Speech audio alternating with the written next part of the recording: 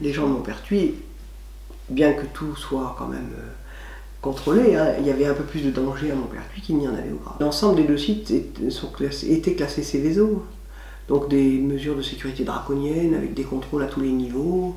Et pour ma part, je n'ai jamais connu d'accident lié à des explosifs. C'était très contrôlé. Hein. Il y avait d'ailleurs beaucoup d'investissements dans le domaine de la sécurité.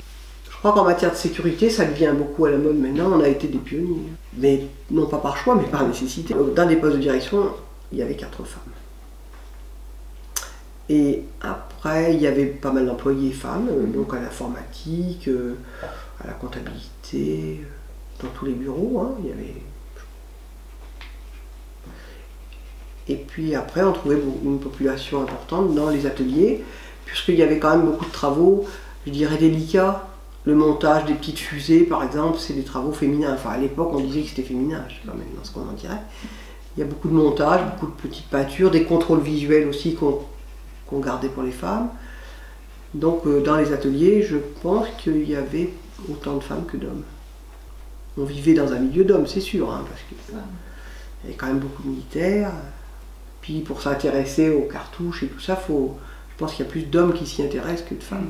Moi je me suis intéressée aux coûts et à la technique forcément, puisque pour calculer les coûts, il faut comprendre un peu la technique, mais je ne suis pas une technicienne.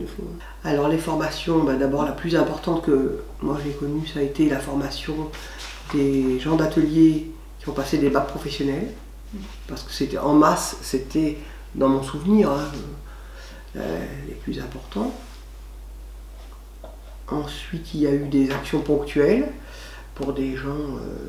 Moi, je connais le cas, par exemple, d'un gars de mon âge qui était technicien. Il avait un BTS, donc, et il est devenu ingénieur. Il a passé le diplôme d'ingénieur qu'il a obtenu.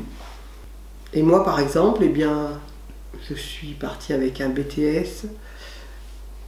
Et puis, j'ai donc passé les diplômes de l'ISEC. C'est-à-dire que l'ISEC, c'est l'École supérieure de sciences économiques et comptables, mais par la formation continue, parce qu'on peut, en sortant du bac, rentrer à l'ESSEC. Il y a une prépa pendant 2 ans, et puis il y a 3 ans de formation pour travailler dans la finance, dans la comptabilité, etc. Et moi, je l'ai fait tout en travaillant, ça.